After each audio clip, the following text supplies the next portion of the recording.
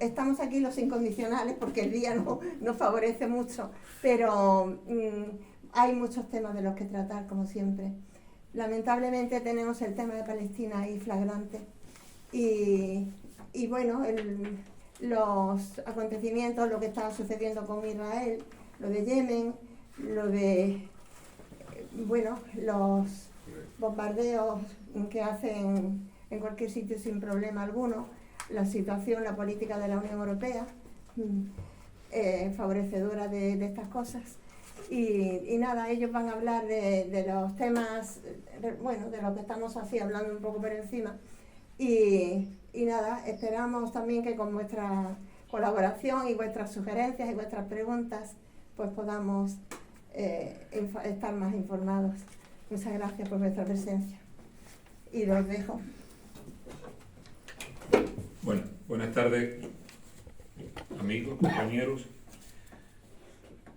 Nos estamos convirtiendo en una especie de guerrilla comunicacional, tratando por todos los medios de que cuando menos se conozca, no me atrevo yo a decir la verdad de lo que está sucediendo, pero sí al menos se pueda hacer una interpretación crítica de lo que nos están suministrando como información. El mundo está lleno de paradigmas, ¿eh? El escenario mediático está lleno de paradigmas. Podemos, al respecto, en este siglo pasado, el siglo XX, que es cuando se consolida el modelo dominante que hoy impera, que está basado en este momento en la unipolaridad, y para ello pues nos podíamos remontar, por ejemplo, a la Primera Guerra Mundial. La Primera Guerra Mundial, los norteamericanos llegan en junio del año 1918. Y la guerra termina en noviembre de 1918. Sin embargo, la creencia generalizada es que los norteamericanos ayudaron a ganar la guerra contra un imperio austrohúngaro y prusiano, alemán, ya decadente, agotado, sin recursos, y que creó la base con las imposiciones que hizo los Estados Unidos con aliados como Francia en Versalles, para empezar a gestar la Segunda Guerra Mundial. Pero es que la Segunda Guerra Mundial, los norteamericanos llegan en el año 1942, cuando se da cuenta de que el Imperio Británico va a perder la guerra definitivamente, y la presencia de los soviéticos, que empezaba a hacerse creciente, entre otras razones porque la derrota que le estaba infligiendo en aquel momento el ejército más fuerte del mundo, era más que evidente. Y al final todo el mundo se queda con ese otro paradigma que se escenifica en lo que se llamó el Día D, que fue el desembarco de Normandía, con aproximadamente 165.000 o 170.000 aliados que desembarcaron en el occidente francés, ¿verdad?, en Normandía, y que lo consiguieron contener en las Ardenas, mientras que ya los soviéticos le había partido el espinazo a la Wehrmacht e iba avanzando por Europa con más de 1,5 millones de soldados hasta llegar a Berlín, prácticamente recién terminada casi la batalla de Kursk. Pues estos son los paradigmas. ¿Y qué paradigma tenemos ahora mismo?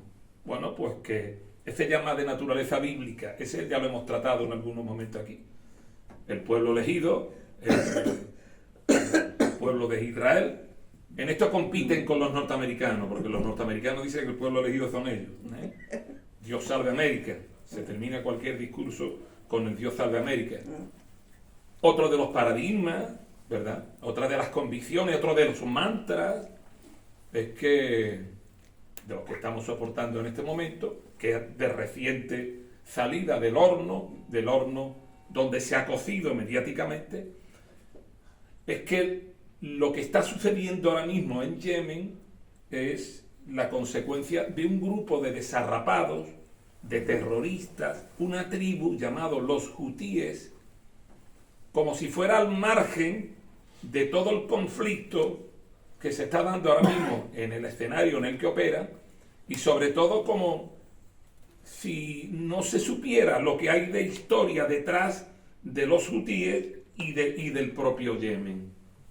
La pregunta que había que hacerse: ¿cómo es posible que un país que está, creo que el 112 o 113 en cuanto a PIB del mundo, pequeño, que lleva en guerra desde el año 2015, la más reciente, pero que lo hace desde prácticamente la época de la reina de Saba, ¿cómo es posible que ese pequeño país haya sido capaz de movilizarse y lo haya hecho con una entereza, con una entrega, con un heroísmo y un sentido solidario en apoyo de Gaza, de los palestinos, y en contra del criminal sionismo israelí? ¿Cómo es posible? ¿De dónde surge esa cuestión? Claro, desgraciadamente, la inmensa mayoría de la opinión pública ni lee, ni estudia, ni analiza, simplemente compra información, normalmente edulcorada o envuelto en papel celofán, el papel celofán de los intereses de las grandes corporaciones. No me voy a remontar más allá del siglo XV, ni muchísimo menos, ni siquiera al siglo XV, que es cuando llegan a lo que hoy es Yemen los portugueses. Tampoco al siglo XVI, que es cuando los otomanos prácticamente se hacen dueños de la península arábiga. Me voy a trasladar al siglo XIX. En el siglo XIX nos tenemos que dar cuenta de la importancia que tiene el Mar Rojo y luego lo que fue el Canal de Suez, para entender la importancia también de la posición geoestratégica de Yemen, y especialmente de un puerto, del puerto de Adén, que es el puerto más importante que Yemen tiene. En el año 1870, siglo XIX, se construye el Canal de Suez. Por aquel entonces, lo que hoy es Yemen estaba dentro del Imperio Otomano, pero ya empezaba a fungir en la condición que tenía de colonia, poder colonial poderosísimo, los ingleses, y la visión que empezaba a tener de lo que resultaría la puesta en marcha del Canal de Suez y los mercados que uniría. Evidentemente, los ingleses les interesaba una conexión, Canal de Suez, Mar Rojo, que les acercara a sus posesiones, a sus propiedades del Mar Pacífico y del Índico, ¿verdad? Y en consecuencia necesitaba de la seguridad y de la garantía que le tenía que dar las culturas allí existentes. Para ello estaba por un lado controlado por el Imperio Otomano, con quien mantiene buenas relaciones en ese tiempo, no tanto después, y ponen en marcha también con su presencia activa un proceso primero de protectorado y luego de colonización del puerto de Adén. Pero es a principios del siglo XX, cuando ya la presencia estaba más que consolidada, cuando terminan repartiéndose los otomanos y los ingleses el control y por tanto determinando la frontera de lo que luego fue Yemen del Norte y Yemen del Sur. A principios del siglo XX, por cierto, donde allá había entrado con toda su potencia en el mercado internacional, el mercado marítimo, la explotación del Canal de Suez, pero sobre todo el descubrimiento de grandes bolsas de petróleo y de gas, siempre el petróleo y el gas. Y en aquel momento, ¿quién podría estar más interesado que no fuera la primera economía, todavía no lo eran los norteamericanos, del mundo, en este caso el Imperio Británico? En 1918, el Imperio Otomano es derrotado, como lo fue también el Imperio Austrohúngaro, y los alemanes ya se habían dividido lo que sería el Yemen del Norte con el Yemen del Sur, y a partir de ahí cuando ya la presencia inglesa se hace más evidente, primero con protectorado y posteriormente, por cierto, como sucedió con Palestina, con la colonización del puerto de Adén y la influencia más que demostrada y acreditada del resto del Yemen. Pero los yemeníes, que llevaban combatiendo de toda la vida contra los turcos, anteriormente contra los portugueses, anteriormente con todas las comunidades y todas las civilizaciones que por allí pasaron, se ponen y se enfrentan a el imperio inglés hasta conseguir la independencia. Y estas se producen teniendo en cuenta las fronteras que fueron decididas por el Imperio Otomano y por el Imperio Británico. En 1962, lo apunto aquí, se crea la República Árabe de Yemen, 1962, fue Yemen del Norte, y en 1963 se crea el Frente de Liberación Nacional Yemení, de naturaleza marxista, que lleva a cabo un proceso revolucionario que tiene como consecuencia inmediata en el año 1967 que expulsan a los ingleses de todas sus bases. Esto es muy importante, porque el imperio tiene memoria y al final te hace pagar las consecuencias de aquella medida. Ahí está. Te hace pagar las consecuencias. Lo estamos viendo todavía con Haití. Los franceses y el imperialismo francés nunca perdonaron a los haitianos que se hiciera la primera revolución soberana independentista en el continente latinoamericano y caribeño, derrotando las huestes de Napoleón. Y negros, fue una revolución de negros, aún están pagando las consecuencias. Pues esto sucede exactamente igual. Los ingleses nunca, y sus allegados, agregados, descendientes posteriormente, los norteamericanos, nunca han olvidado esto. Bien, en 1967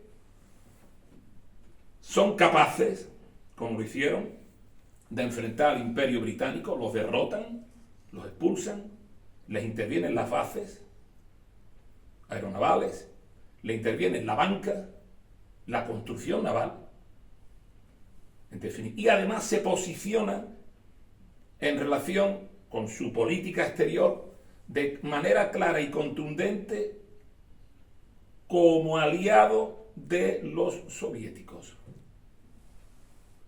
con un pronunciamiento claro contra el imperialismo norteamericano, contra el sionismo y en apoyo del pueblo palestino.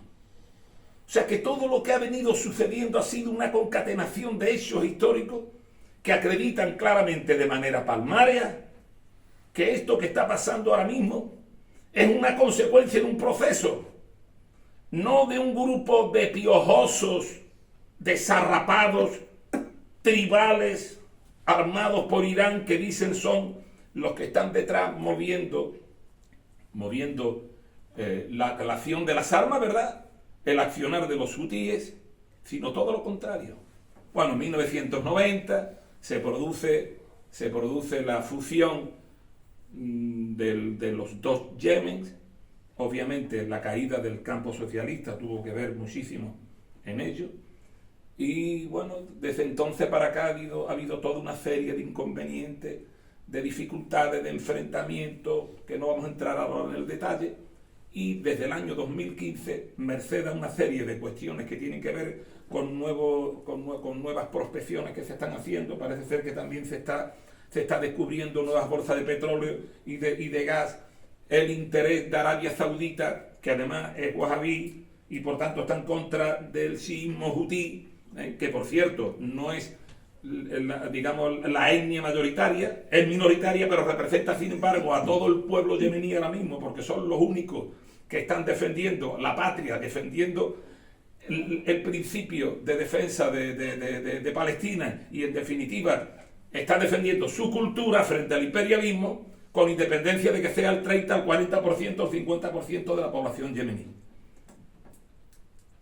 Desde el año 2015, Arabia Saudí lidera una coalición compuesta, por supuesto, con el gran muñidor, que son los Estados Unidos, por las satrapías arábigas, que han estado combatiendo contra un país misérrimo, el 113 en cuanto a PIB se refiere, de nombre Yemen, que a pesar de todo, y cuando ya digamos que le han infligido suficientes derrotas a la coalición, han aceptado de buen grado. La presencia de China ahora mismo en el escenario es fundamental para que Irán y Arabia Saudita hayan no hecho las paces, pero sí bajado la presión de la tensión a la que están permanentemente sometidos, ¿verdad?, por sus relaciones, y también eso ha tenido un efecto en cuanto a la relación de la coalición liderada por los saudíes y los yemeníes, y digamos que la tensión ha bajado.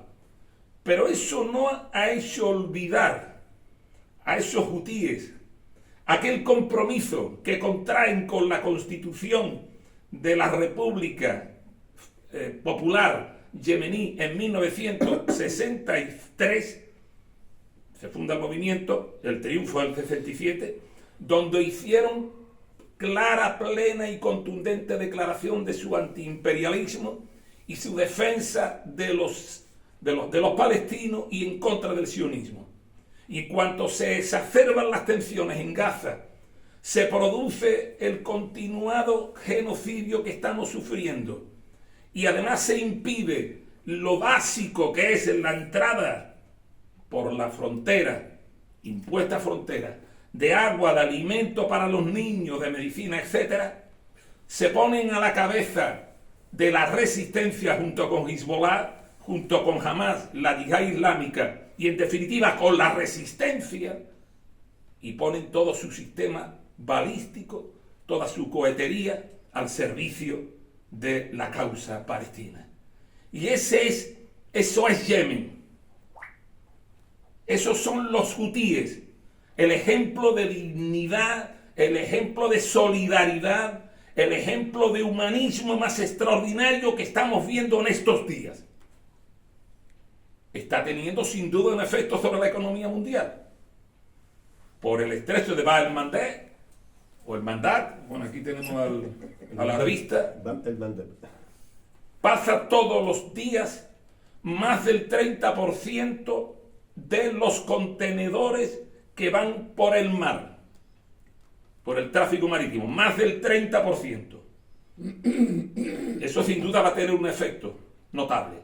Pero ojo, que no se nos olvide, por más que han venido refrendando su voluntad de no afectar al comercio mundial los hutíes y dedicar toda su estrategia de defensa de los palestinos y en contra del sionismo, impidiendo la llegada a los puertos israelitas sionistas de los alimentos que luego se le niegan a los palestinos, existe el empecinamiento mediático de decir que se está impidiendo el tráfico por el estrecho de todos los barcos que por allí pasan. Podemos confirmar, el compañero que es un especialista en ello, que los hutíes no están dedicando a este esfuerzo que pretende poco menos que dinamitar la economía mundial, ni una parte mínima de su arsenal, sobre todo el sistema de minas submarina, que sin duda sí que produciría una auténtica debacle en este momento en la economía mundial. Quedémonos, por tanto, con ese esfuerzo solidario que están haciendo, que tiene como objetivo, insisto, impedir que los israelíes reciban por mar aquello que por tierra, por mar y aire le niegan a los palestinos en su propia tierra. Sobre este tema, eso es lo que Juan Lu va a hablar ahora, dando los últimos detalles de los acontecimientos, y empezaremos una vez que él termine con el debate y con las preguntas que ustedes consideren. Muchas gracias. Muy bien.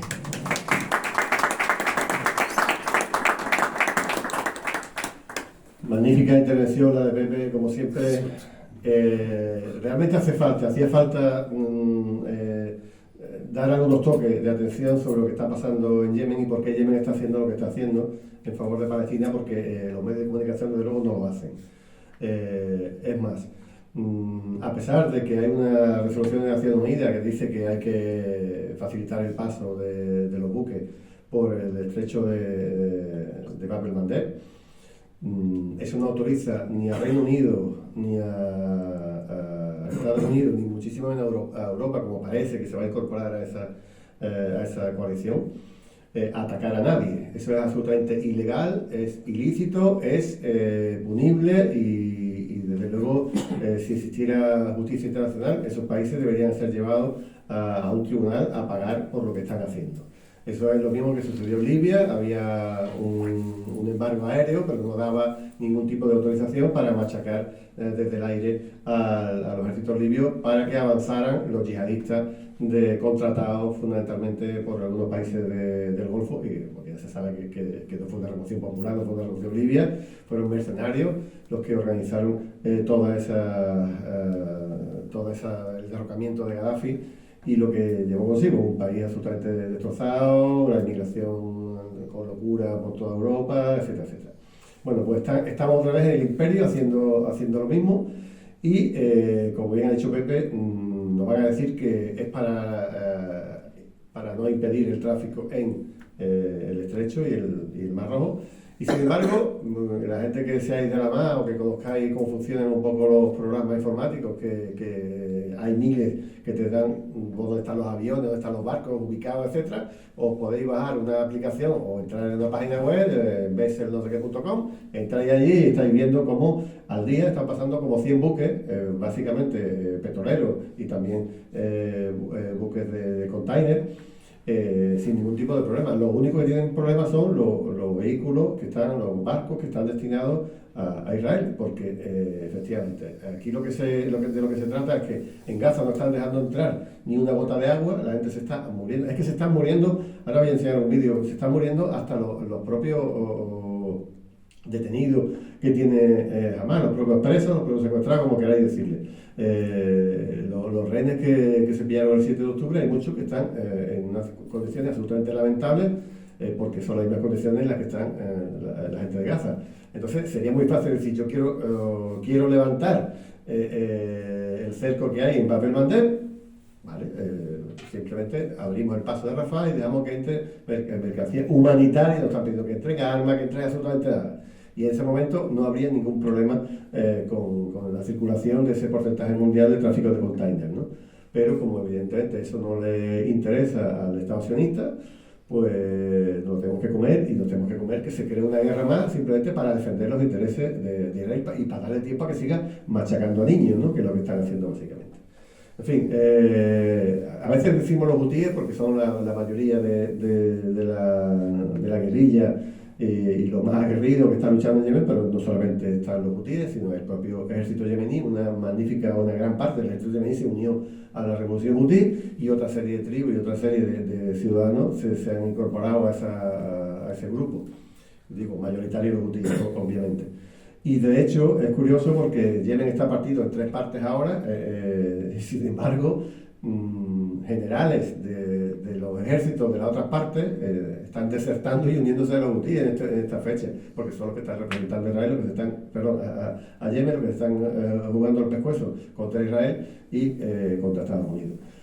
Y bueno, mal van los británicos y los americanos diciendo que vamos a liberar el estrecho, porque lo que han hecho ha sido pues todo lo contrario. Hoy Bloomberg dice que aquello se ha convertido en un avispero, y que ahora, antes pasaban una serie de barcos y ahora van a pasar mucho menos, porque están absolutamente asustados porque ya es una zona de teatro de guerra, de teatro de operaciones de un conflicto bélico, con lo cual el tráfico se ha disminuido y van a conseguir justamente lo que en teoría dicen que están intentando que no suceda. Así que bueno, yo lo que quería era hacer hoy un poco de repaso a la actualidad. Obviamente la parte yemení es una importante, aunque hay otras más. Avisaros, además Puri también me dio cuenta de que lo dijera. Mirad, estamos viviendo un momento absolutamente crucial para la defensa para el futuro de Occidente. En estos días hay una cumbre en Davos, ayer von der Leyen dijo que el mayor problema que había en la humanidad eran las noticias falsas, y que había que hacer lo que fuera necesario para que las noticias falsas no intervinieran o no le comieran el tarro a los pueblos, y que moderaran su participación en las elecciones, que este año va a haber elecciones prácticamente en medio mundo, o sea, desde Estados Unidos, la Unión Europea, Rusia, Taiwán, que fue la semana pasada, en fin. Y entonces estaban diciendo que había que ayudar a la población a que solamente tuviera la noticia buena. Y si voy a decir la verdad, ¿no? Ucrania está ganando a Rusia, y empezar a decir una charta de mentiras y de estupideces que algunos analistas en Twitter y demás se han hartado de reír con las cosas que estaban diciendo. A ver, eso lo que denota es que vivimos un momento donde se va a censurar mucha información supuestamente para protegernos. Porque ahora mismo el monopolio de la información lo tiene Occidente, gracias a los medios y las redes sociales ya no está sucediendo tan así, y hay una cruzada de censura brutal que vamos a sufrir, y ya estamos sufriendo en nuestras carnes en estos momentos. Yo hace 2 días, yo normalmente esto de los días de genocidio en Gaza, cada semana suelo hacer una charla que cuelgo en YouTube y que la emitimos en directo. Bueno, de esas charlas han sido como 10.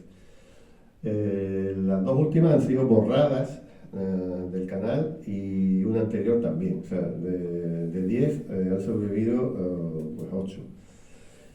Y además lo que aducen para borrármelas es que infringe la política, no sé qué, porque estamos usando información antigua que podemos como nueva para engañar, no sé qué. Y digo, ¿dónde? Y no me contestan, evidentemente, y todo borrado. Y en este caso, en el de ayer, porque decía que había informaciones o imágenes que incitaban al odio. Yo, no lo sé, o sea, porque se les pide información y no te la dan, ¿no? Y luego también en mi canal, pues, me dieron un aviso, a los 3 me borran los cientos y cientos de vídeos que hay, y ¿qué he tenido que hacer para que ese vídeo se siga pudiendo visualizar? Pues colgarlo en otra plataforma. ¿En qué plataforma? Pues la plataforma de una dictadura, como le llaman. Me he ido a VK, a Virtual Contact, que es una especie de clone de Facebook, pero hecho por una empresa rusa, y allí no hay ningún problema para colocar cualquier información, porque no te la censuran. Directamente no tienen esa obligatoriedad de los gobiernos normalmente para que acaben con la noticia que les son incómodas. Así que poco a poco he estado colocando los vídeos en las 2 plataformas, porque yo intuía lo que iba a suceder, y ya ha sucedido, ya está sucediendo prácticamente siempre, y al final pues tienes que colocar tus vídeos en otro sitio donde se le respete. Así que creo que esto, dentro de, si ahora mismo dicen Davos que este es el gran problema, el problema más grande de la ciudadanía, aunque nadie lo ve así, evidentemente, pues esto va a ir a más, va a ir a muchísimo más. Y bueno, pues no sé si nos quieren en la clandestinidad o haciendo tabillas y dando la escondida por la calle o algo así, para que podamos seguir intentando informar desde un punto de vista lo más real posible y sin las interferencias que tienen.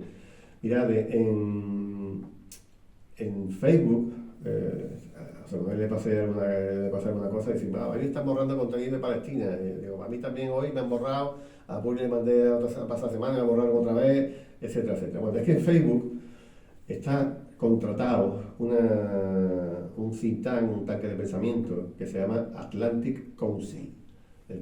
Lo podéis buscar en internet de manera muy fácil. Es una especie de fundación que pertenece a la OTAN. Así de claro, es de la OTAN. Y Facebook la tiene contratada para asesorar de qué contenido hay que censurar fuera de Estados Unidos. Ellos controlan muy bien lo que pueden borrar de Estados Unidos, porque lo saben, pero no saben lo que pueden borrar de otros lados. Y entonces pagan a la OTAN, a una gente de la OTAN que está dentro de Facebook, para ver lo que borran. Qué vergüenza. O sea, estamos militarizando la comunicación. Esto es guerrilla comunicacional, esto es guerra cognitiva, esto es como le queramos llamar, pero ahora mismo las informaciones que recibimos están absolutamente militarizadas y están controladas por ejércitos.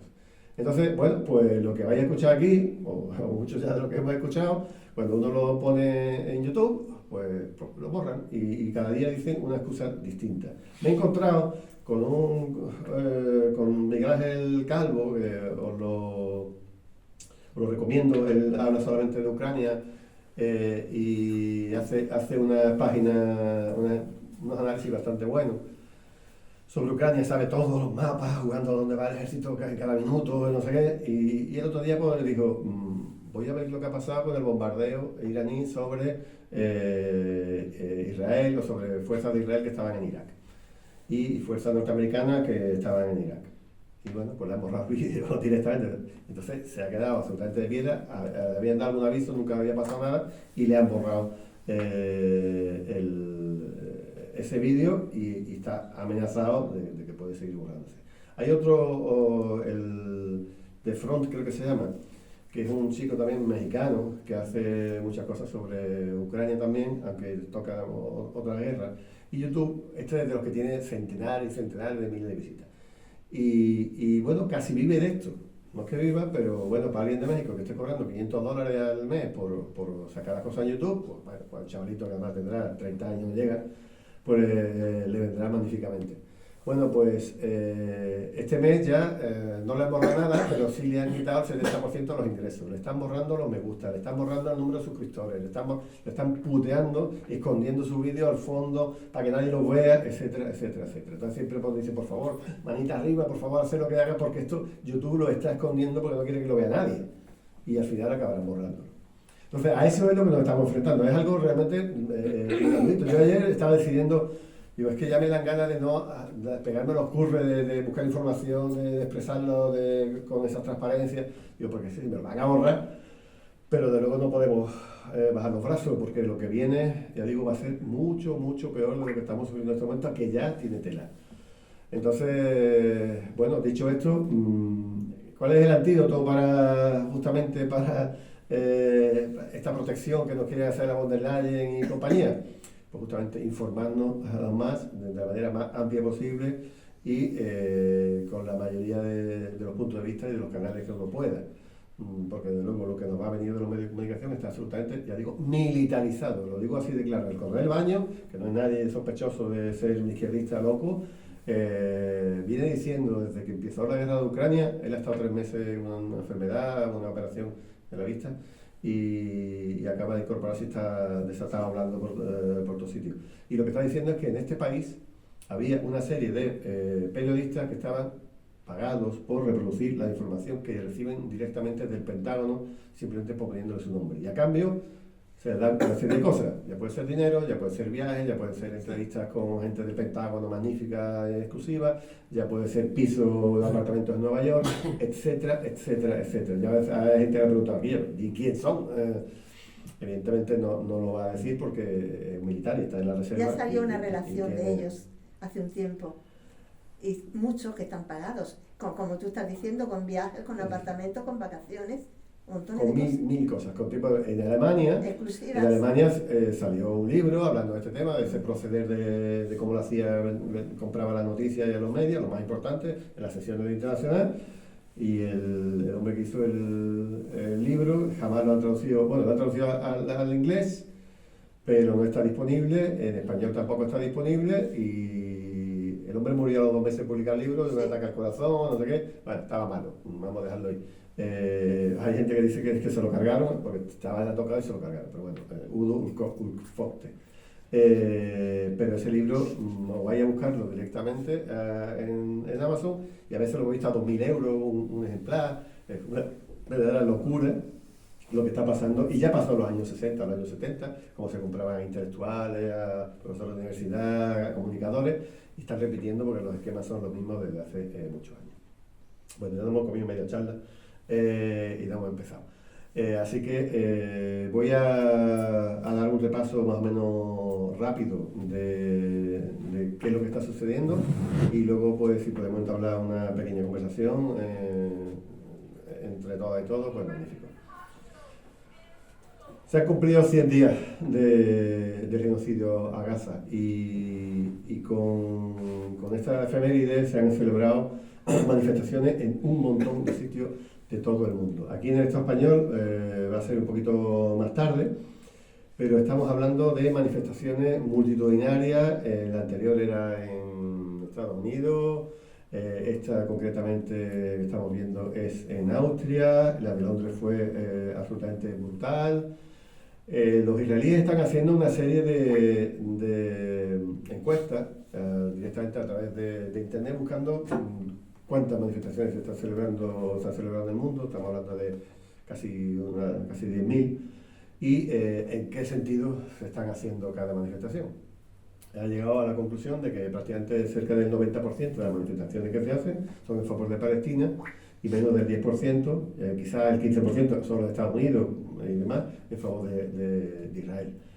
Lo que no cuentan es el número de personas que están yendo a esas manifestaciones, o sea, porque si tú vas a una manifestación de la que estás viendo, no sé, en Yemen, por decir algo, o en Yemen es multitudinario. De millones. En Irak fue en una zona de una avenida cercana al aeropuerto. El aeropuerto lleva el nombre de una persona nacida en Ronda, que fue el que inventó parapentes, etcétera, etcétera, y que aquí nadie conoce, pero allí es un héroe nacional en todo el intermedio. Algún día hablaremos de él. Estamos hablando se ve con un dron cómo se levanta una superavenida de 8 carriles y de kilómetros y que no cabe un alfiler. Estamos hablando de manifestaciones en Asia. En Batavia. Sí, en Mata. Sí, la avenida que conecta, la ciudad con el aeropuerto. Esa es entera llena de millones de personas. Tú dices, bueno, sí, hay manifestaciones a favor de Israel en Estados Unidos y te puedes encontrar por 500 personas, 200 personas. En Barcelona hubo una. Sí, allí con la esta de... Sí, en Barcelona es curioso, pero Junts per Cat y todo el mundillo nacionalista de derecha es absolutamente pro-sionista desde siempre. Los catalanes no sé qué carajo les pasa con esto, pero que hay una muy fuerte la derecha nacionalista, defendiendo siempre a Israel. Hay una tertuliana que era política en su día, no recuerdo ni cómo se llama, es muy desagradable, que está siempre en los medios, y esa vive porque es que además Israel paga, ¿eh? Era muy radical en apariencia, salía en la cadena SER. Hay la embajada, tú puedes llamar a Israel, llamar a la embajada de Israel, soy fulanito de tal, quiero dedicarme a defender a Israel, demás, te adjudican una página web, te adjudican un medio de comunicación, te adjudican nada, y tú estás trabajando directamente. Tienen ejércitos de personas en todo el mundo trabajando para cambiar la imagen de Israel. Sabes que ha perdido la guerra mediática, está perdida, y en este momento pues todos los apoyos. En España hay gente así, vamos, yo he conocido a uno que me fue adjudicado a mí, o sea, un tipo, no quiero hablar mucho de él, de dar pistas, pero estuvo durante 1 año y pico directamente viviendo en mi página web, con más de 1000 mensajes absolutamente hirientes, intentando aburrirme, ¿no? Todo el tiempo, y todavía están se pueden buscar esos mensajes. En fin, 100 días, ¿qué es lo más importante que ha pasado desde que no nos vimos aquí? Pilar Rahola. Pilar Rahola. Sí, estaba pensando en ella. Muy famosa. Sí. Temas clave de esta semana, o de estas semanas. Sudáfrica ha armado un caso penal ante la Corte Internacional de Justicia. Qué buena. Y ha llevado a Israel a los tribunales por el genocidio de Gaza. ¿Vale? A mí me han dicho que justamente que YouTube me borró el anterior vídeo porque se titulaba 100 días de genocidio. Entonces dice, joder, bueno, que esto está poniendo a huevo. Digo, joder, pero si es que yo considero que lo que está sucediendo es un genocidio de todas, no hay ninguna duda de ello. Bueno, pues Sudáfrica ha armado una causa penal, ha presentado 85 folios contando por qué considera que lo que está sucediendo en Gaza es un genocidio, y hay un grupo de juristas en estos momentos que lo que está haciendo es justamente ampliar ese caso, hacer un caso nuevo contra Estados Unidos y contra Reino Unido por colaboradores con el genocidio. O sea que es muy interesante. Y no sé casi si Alemania debería hacerse lo mismo, porque está en una tesitura absolutamente de la peor calaña en este momento, y quiere mandar munición para que puedan seguir disparando, porque a Israel se le está acabando la munición. O sea, que lo que se ha disparado sobre Gaza es mucho más, contando la potencia de fuego y haciendo los cálculos, una potencia más fuerte que las bombas de Hiroshima y Nagasaki. O sea, que cuando aquel loco ministro dijo, hay que tirar 2 bombas atómicas sobre la franja de Gaza, ya se han tirado.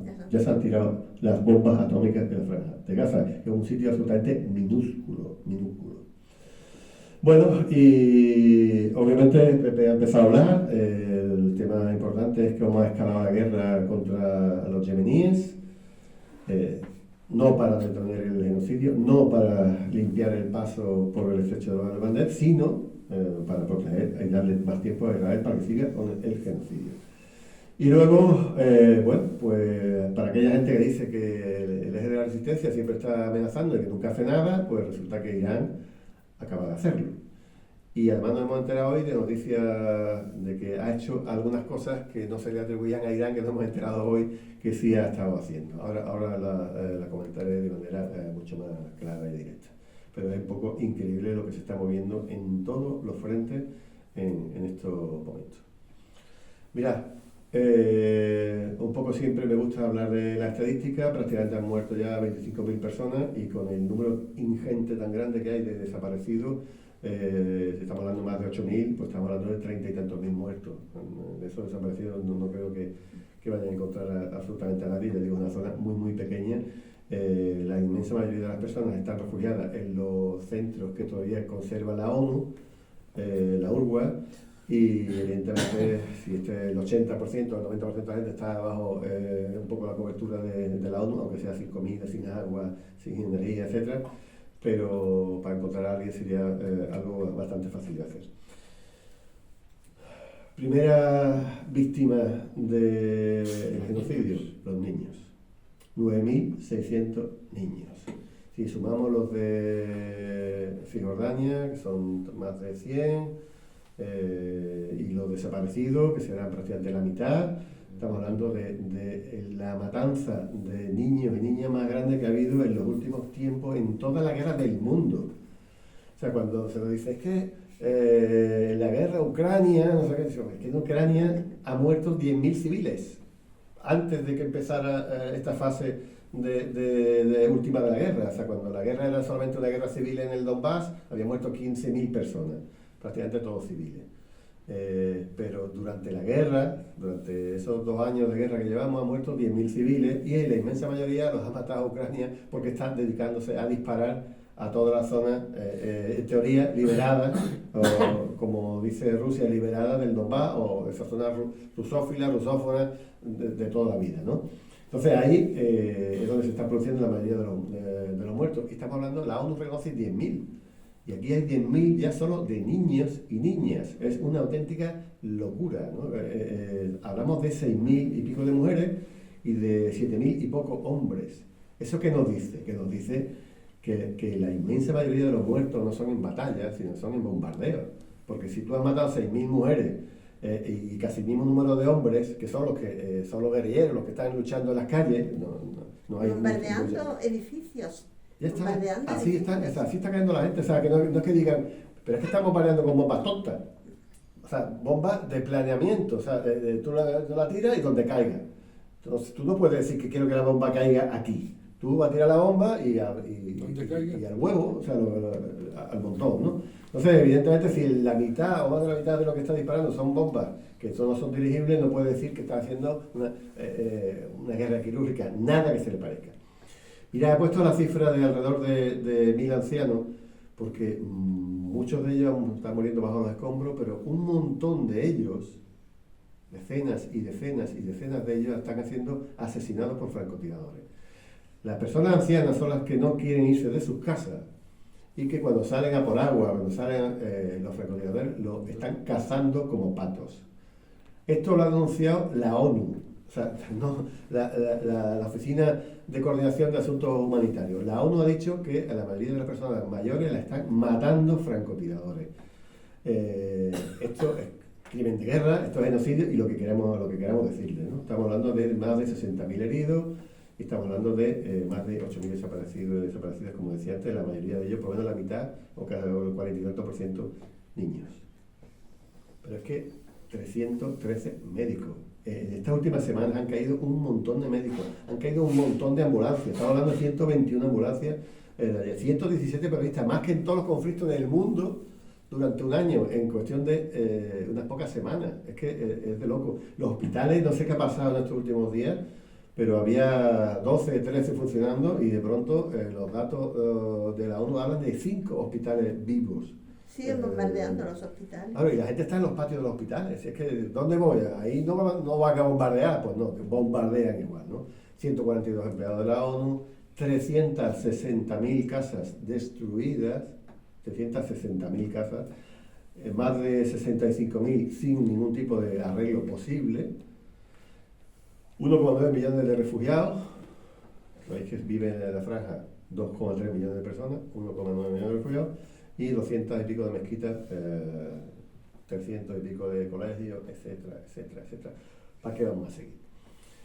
Bueno, pues afortunadamente hay un país que se ha atrevido, además con todo el simbolismo del mundo. O sea, es que Sudáfrica, en Sudáfrica ellos han vivido durante, las que sean mayores, en un régimen de apartheid, ¿no? Entonces ellos y ellas están más que autorizados para decir que es un apartheid, que no es un apartheid, y lo que significa la solidaridad con su pueblo, como la tuvo Sudáfrica durante un montón de tiempo, hasta que echaron a los gobiernos racistas, ¿no? Así que a la Corte Internacional de Justicia, ahí se va no es la Corte Penal Internacional en paripé europeo para acusar a enemigos de Occidente, y el Tribunal Penal Internacional, la Corte Penal Internacional, tiene que haber puesto la Internacional de Justicia.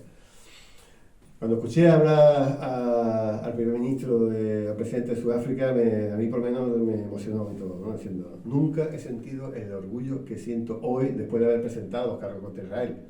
O sea, cuando está todo el mundo cagado, están diciendo, hostia, pero es que ahora me van a cortar las subvenciones fundamentales internacionales, el Banco Mundial, que están controlados por Israel, ¿no? Y que llegue un presidente y diga, aquí estoy yo, y además, dándose ese golpe de pecho, desde luego es para quitarse el sombrero ante Cyril Ramaphosa, ¿no? Alucinante. Pero fijaros cómo fueron recibidos los abogados cuando vinieron de la corte de presentar los cargos contra el día 12, creo que fueron, no, el día 13, cuando volvieron de enero. Este recibimiento que estamos viendo aquí son los que reciben a los futbolistas después de ganar una copa. Son abogados, o sea, diciendo, esto ¿dónde pasa, no? Sudáfrica, o sea, directamente hay que quitarse el sombrero ante el pueblo y ante esos abogados, ante ese presidente, por lo que están haciendo es absolutamente histórico. Se han sumado un montón de países directamente a la denuncia, ¿no? Un montón de países apoyando directamente como firmantes, ¿no? Y muchos de América Latina, fijar lo que está en verde en América Latina, fijar lo que ha pasado en el norte de África, el centro norte de África, en países del Asia Occidental, del Oriente Medio, y bueno, algunas ausencias que sí hay, pero que no le quitan un ápice ni de verdad ni de fuerza a lo que han presentado esta gente. Yo hace, no sé, creo que fueron tres meses, me traje los papeles de la Convención Internacional de Genocidio y estuvimos leyendo un poco, ¿no? ¿Qué es lo que ha hecho Sudáfrica en ese documento PDF que lo podéis bajar de internet? Pues directamente ha dicho, ¿qué es genocidio? Pues matanza de miembros de un grupo nacional, étnico, racial o religioso. Matanza. Evidentemente se han muerto tantas decenas de miles de personas y entonces ellos han acreditado las matanzas. ¿Cómo lo hacen? Con datos de la ONU. Ellos han cogido los datos de la ONU y dicen, quien me diga que todo es una matanza, que venga Dios lo vea. Lesión grave, los heridos, a la identidad física o mental. Sometimiento a condiciones, a un grupo humano, a condiciones de existencia que hayan de acarrear su destrucción física, etc. La ONU dijo que hace como un mes Gaza es una zona invivible. Aquí tiene otro caso. Genocidio son medidas destinadas a impedir los nacimientos en el seno de los miembros del grupo. ¿A cuántos niños han matado? ¿A cuántos niños han muerto las incubadoras? ¿Cuántos han muerto porque sus madres no han podido llegar? Hay 180 partos diarios en Gaza. Si no hay agua, si no hay... estamos hablando, se necesita alrededor de 10 litros de agua por persona en una situación de una persona refugiada. Está teniendo 1,5 litros al día. O sea, es de verdad, imaginar un nacimiento el agua que consume, entre comillas, la necesidad de agua que tiene esa mujer, ya no solamente para amamantar, para darle la lactancia al bebé, para mantener la higiene, es que no hay nada, no hay... Han matado a todos los niños que había, Sí. prematuros y todos los críos que había. Se lo olvidaron, En los entraron en hospitales. el hospital de Ashife, se olvidaron una habitación llena de prematuros. Llena de niños Y muertos. cuando volvieron a la semana, pues imaginaron cómo estaba aquello, ¿no? Niños muertos. En fin, cada punto de esto tiene un capítulo en la denuncia. Y luego, este es el artículo 2 de la Convención de Genocidio. El artículo 3 dice que a la gente que colabore con el genocidio, que intente hacer un genocidio y no le salga, también es punible, etcétera, etcétera. Con lo cual, ahora mismo, esto, bueno, Estados Unidos ahí tiene jueces en el tribunal, lo va a presionar para que no lo declare. En fin, vamos a ver cómo sale. Pero lo que tenemos en estos momentos son esperanzas en que se dicten medidas cautelares, que digan que la guerra tiene que paralizarse sí o sí.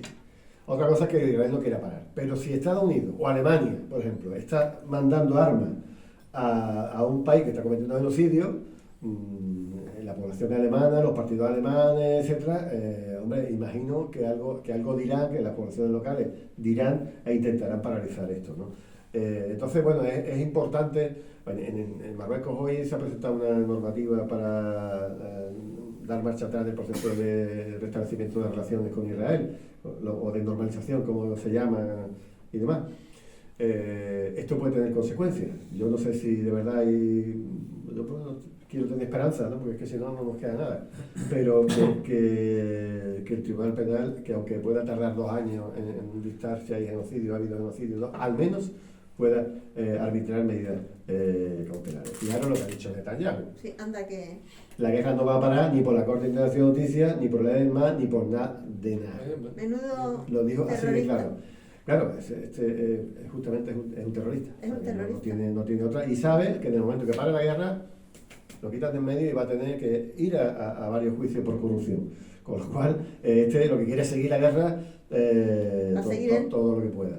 Y además no para de hacer, que el resto del mundo que está contra ellos son el eje del mal. Ellos son el pueblo elegido, se creen el pueblo elegido, y tú dices, bueno, es una chalaura que aquí, bueno, pueden decir que no se cree nadie, pues no. O sea, y todos los ministros del gabinete más neonazi o sionazi que tienen en funcionamiento están todos los días con la Biblia en la boca y con la Torá en la boca. Y bueno, quería simplemente hacer un par de reflexiones muy cortas, porque no me gusta entrar en temas religiosos, pero fijaros lo que han dicho los máximos rabinos de Israel. No sé si lo leéis ahí bien. Tenemos que aniquilar a Hamas. Se lee, bueno, pues... Oye, pero ha habido un grupo de rabinos que han protestado. Ahora lo cuento. And what Israel has to do, which I'm hoping, of course, they will, is they're going to what's called raise Gaza. They're going to destroy it. What is important to understand, what the logic of the war is based on the divine plan. There is no permission from the Torah to have any mercy whatsoever during war. Not on children, not on women, not on anybody. But the point is right here that Hashem say, do not have mercy on the children. Kill all their children also. Why? There's no difference between them and their children. In 10 years from now, these children will attack you on the way. Hashem knows, God knows. We're not playing by your rules. We're playing by the rules of the Torah. The verse in the whole Bible, it says, happy is the one that takes the infants of Babel and of Edom and smashes them on the rock, just like they did to us. And this is what we say before benching. That's the end of this. The ultimate revenge again, I'll go. Dice así de claro, la última venganza es contra infantes inocentes. Es que les da exactamente igual. Porque creen que cuando mueran todos los palestinos, cuando Israel se haga con el control de todo su Israel histórico, llegará el Mesías. Es que ellos están pensando el que va a venir el Mesías. El otro día vi unas imágenes de Netanyahu hablando con uno de los máximos rabinos norteamericanos que decían: tienes que hacer lo que sea para que venga el Mesías. Dice, bueno, lo estamos haciendo, estáis haciendo muchas cosas, estáis matando mucha gente, pero tenéis que matar más. Y eso es lo que dicen los rabinos, es que, señores, nos creemos, nos meten diciendo, joder, es que el Islam significa paz.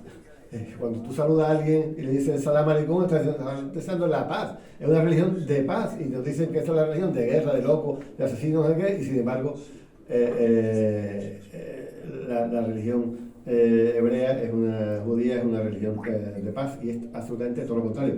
Quienes conozcáis la Biblia sabéis que la Torá son los 5 primeros capítulos del libro de la Biblia, lo que llaman los cristianos el Pentateuco, y eso es cuando hay ese Dios de los ojos por ojos, el Dios de asesinos, el Dios que no perdona, el Dios que nadie sabe después cómo casa eso con el Dios del Nuevo Testamento. Ahí hay una desfase absolutamente brutal, ¿no? Bueno, se esfuerza un poco decir que es la continuidad de, ¿no? Pues ellos tienen la Torá, que también la tenemos nosotros, vamos llamando los cristianos, pero también tienen el Talmud, ¿no? Que es su código de conducta, su código civil, su forma de realizar de ver la religión, de celebrar la fiesta. Esa es el Talmud, que hay 2 versiones, hay una versión filistea y hay otra versión de Babilonia. Y el Talmud, bueno, aparte dice que la Virgen María se acostaba con todos los carpinteros, o que, sí, no, directamente, ¿no? O que Cristo, o que Jesús se tiraba a una burra. Todo eso está en el Talmud, lo podéis comprobar sin ningún tipo de historia. Yo he seleccionado unos cuantos parrafitos, vamos a verlo rápido. Jehová creó al no judío en forma humana para que el judío no sea servido por las bestias. Por lo tanto, el no judío es un animal en forma humana condenado para servir al judío de día y de noche. Al mejor de los no judíos, matarlo. Informar a un goyín es un no judío, de algo relacionado con nuestra religión sería igual que matar a todos los judíos. Pues si los goyín supieran lo que los enseñamos acerca de ellos, nos matarían abiertamente. El gentil es goy, el plural de los gentiles es el goyim, ¿no? Es lícito matar a alguien que denuncie a un judío en cualquier parte, es lícito matarle incluso antes que él lo denuncie. O sea, esto es prediciendo el futuro. Allí donde lleguen los judíos deberán convertirse en patrones, y hasta que no logremos el dominio absoluto, debemos considerarnos como exiliados y prisioneros. Hasta que no nos hayamos apoderado de todo, no debemos cesar de gritar: hay que tormento, hay que humillación. Ese victimismo de los judíos de toda la historia, ¿no? Los judíos tienen que ocultar su odio por los cristianos, eso porque si saben cómo, lo que piensan de nosotros, y tienen una especie de igual que los árabes tienen un precepto, no sé cómo decirlo, que se llama taquilla. La taquilla es lo que permite a un árabe que vive en una situación hostil hacerse pasar por la mayoría de las zonas. O sea, imaginaros, los moriscos en el Al-Ándalus, pues ellos tenían una vida como si fueran cristianos, pero de puertas para dentro de su casa, ellos iban a las matanzas del cerdo, se venían en la Semana Santa como locos, la Semana Santa es una cosa hipermorisca. Y entonces los cristianos viejos, los jóvenes, que serían la mayoría moriscos, se metían debajo de los pasos, y la exaltación de los cristianos era una manera de defenderse, ¿no? De practicar esa taquilla. Bueno, pues los judíos tienen algo parecido a la duplicidad. Tú te puedes tener, se llama así, ¿no? Tú puedes tener 2 vidas y puedes engañar a todo el mundo para que crean que la persona no es corriente, pero yo sé que tú eres una bestia que está destinada a servirme a mí como esclavo, ¿no? Es un poco esa historia, ¿no? Por eso dicen que un no judío que estudie el Talmud, o un judío que ayude a hacerlo a otro que no sea, tiene que ser condenado a muerte, porque si yo digo los voy a matar a todos, y eso es lo que yo enseño en la escuela, lo enseño en la sinagoga, etcétera, pues que no se entere nadie, ¿no? Pero bueno, y para el final he puesto la cita geopolítica del Talmud, ¿no? Todas las propiedades de las otras naciones pertenecen a la nación judía, la cual, por consiguiente, tiene derecho a apoderarse de todo sin ningún escrúpulo.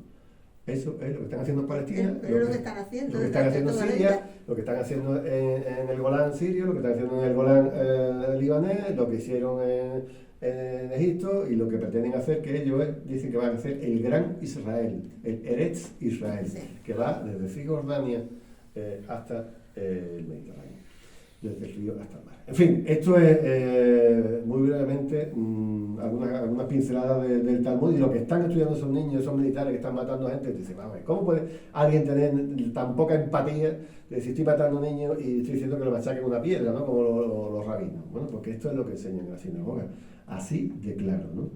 A ver, ¿cómo va el teatro de operaciones? En Israel ahora mismo una entidad de seguros que paga a gente que no puede trabajar porque está herida, etcétera, habla de 50.000 personas que están subvencionando en este momento, ¿no? Se habla ya oficialmente de 2.000 discapacitados que pueden llegar a 20.000 discapacitados graves, o sea, gente con amputaciones, etcétera, que no son aptos para trabajar en el ejército. A ver, voy muy rápido, se está en estos momentos produciendo la retirada de las tropas del norte de la Franja de Gaza. Allí ahora mismo los palestinos vuelven a controlar más de la mitad del norte de la zona, y de hecho empezaron a lanzar cohetes justamente desde el centro de Gaza a los 2 minutos de haberse ido, porque hay una guerra en superficie, pero hay una guerra debajo de los túneles. En esos túneles, estamos hablando de 500 millas de túneles, ellos han podido controlar a lo mejor alguna pequeña parte, pero desde luego nada que ver con lo que ahora mismo tienen Hamas y el resto de la facción de la resistencia. Mira, esta chica salió en televisión, yo la he visto hoy en alguna tele oficial.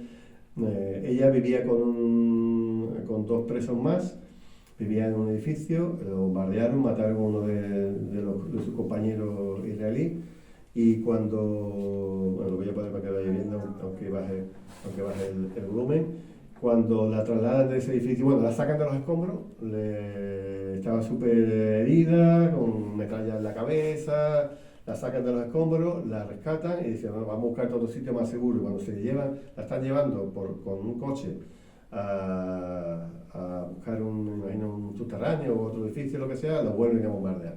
Y entonces matan a este hombre que está aquí, ¿no? Que está ahí medio llorando diciendo que por favor, Netanyahu, llévanos a casa para la guerra, nos había abandonado varias veces, nos abandonaste primero en el kibbutz en el que vivía, nos había abandonado después.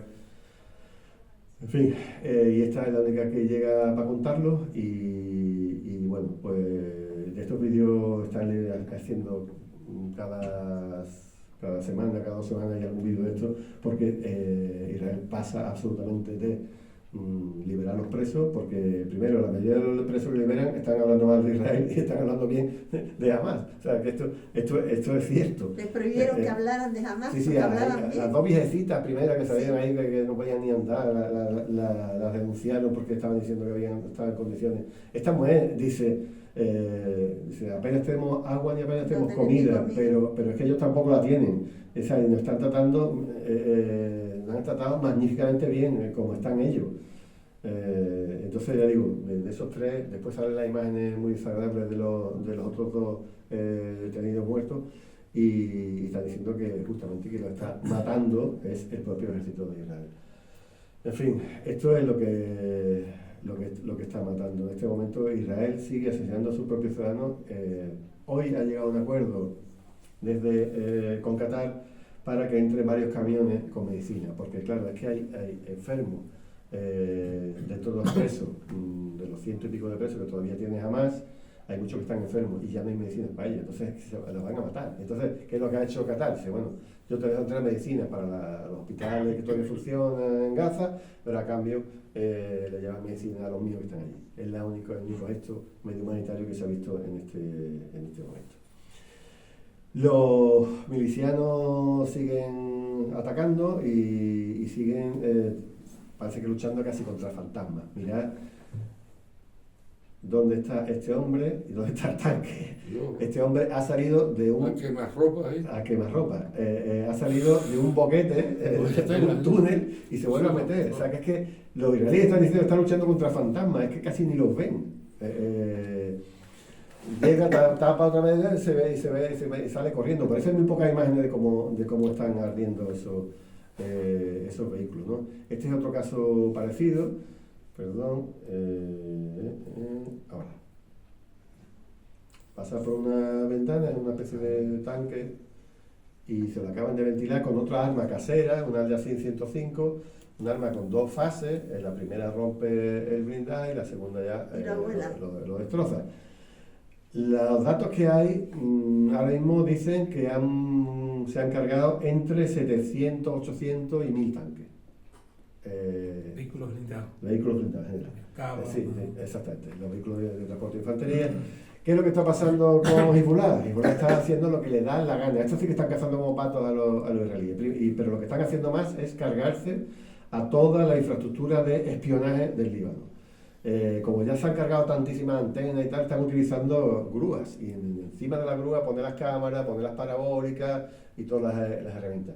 Pero se han cargado a todo, que ahora mismo los israelíes están llamando a intentar hackear las cámaras web que tengan la gente del Líbano, llamándola para buscar cualquier información, porque ahora mismo están absolutamente perdidos, ¿no?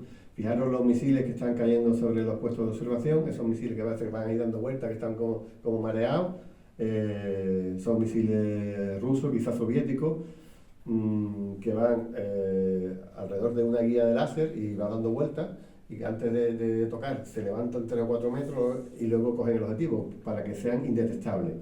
Entonces este tipo de vuelos, veis que todo mareado,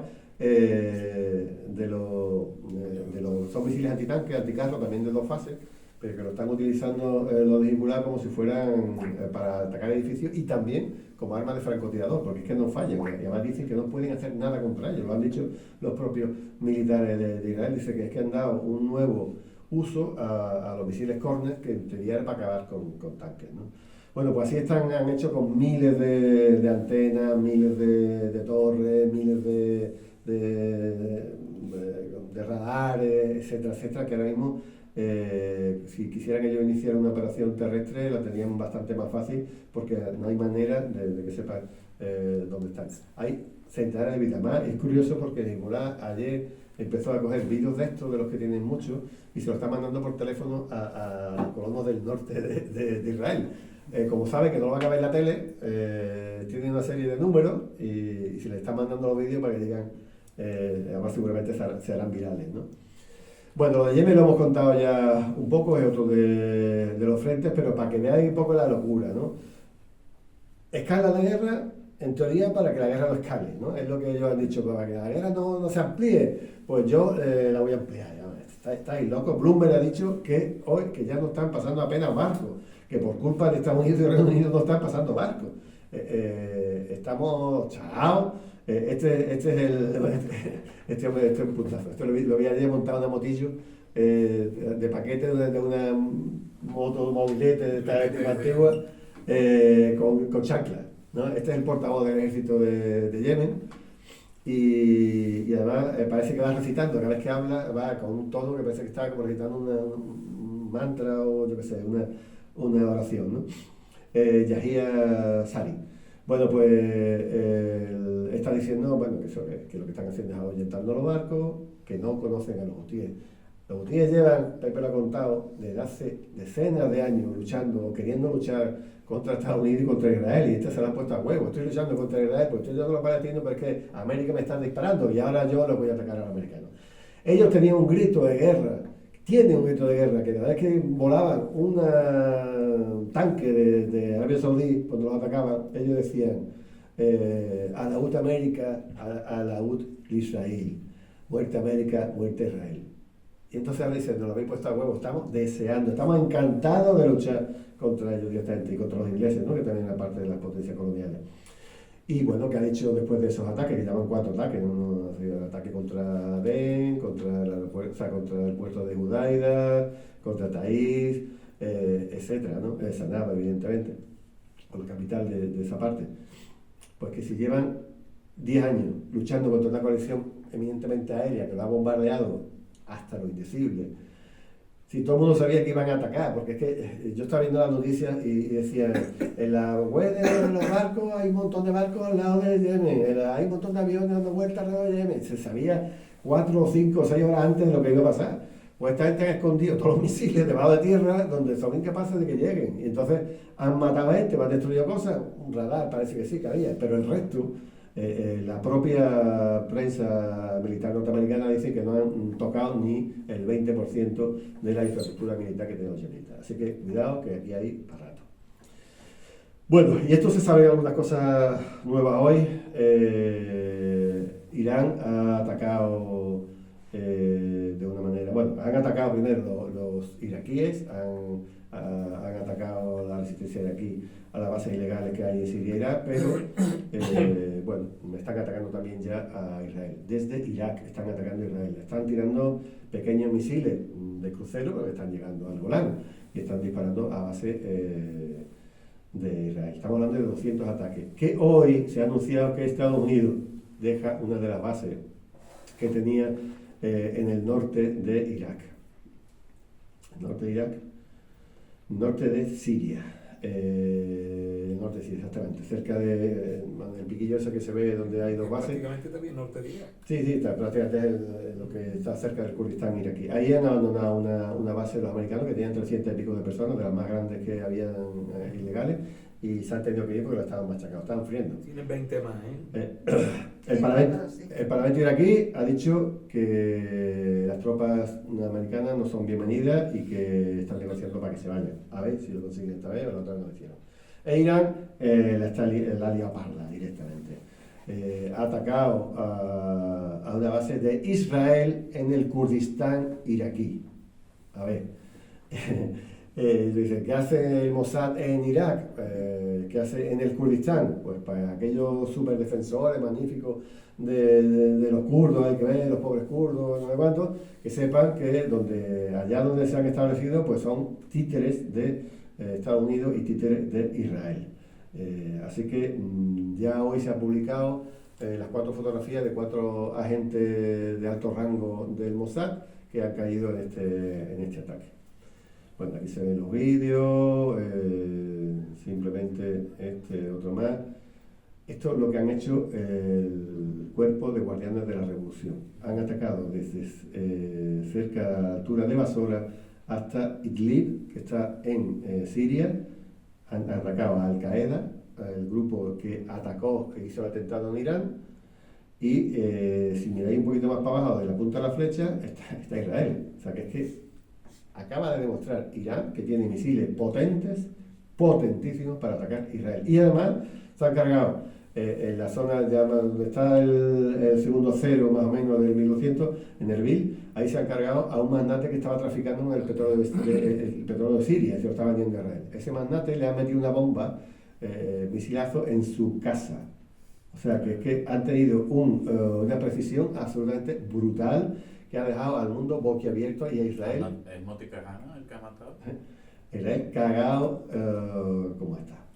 Blinken estuvo la semana pasada allí y no ha conseguido absolutamente nada. Dice que los sueños del futuro de Netanyahu, que son quitarse de medio a todos los palestinos y ampliar el Estado de Israel, etcétera, pues son inalcanzables y que se hacen tonterías, pero de luego no van a hacerle caso absolutamente a nada. Y Biden con Netanyahu no se hablan desde el 23, creo, de diciembre, que Biden le colgó, porque Biden no es que le importe a los palestinos, pero es que la encuesta dice que van a perder las elecciones, frente a un Trump que está arrasando. Y Netanyahu sabe que no puede parar la guerra, porque si para la guerra es el primero que se va. Y además que probablemente se vaya a la cárcel. Así que, bueno, curiosamente una noticia también que se ha sabido hoy es que algunos de los atentados que los hutíes habían hecho a 2.000 kilómetros del estrecho de Bab el-Mandeb no lo habían hecho los hutíes, sino que lo había hecho Irán. Irán atacó a 2 petroleros en el Índico y el Mar Arábigo a 2.000 kilómetros cuando justamente Israel le había asesinado a uno de sus dirigentes que estaba en Siria. Bueno, se están retirando del norte de la franja y se van a retirar muy pronto del sur. Están metiendo mucha presión en este momento y, ya digo, un mini acuerdo de paz y, según los militares, Israel más que tiene 2 opciones. Uno, un acuerdo de paz controlado por Qatar, que eso significaría que la cosa se va a quedar como está, con Hezbollah, con Hamas controlando la franja, etc. Y otro acuerdo similar que podían tomar, en este caso patrocinado por Arabia Saudí, en el cual gobernaría Fatah, que eso es lo que está gobernando Cisjordania.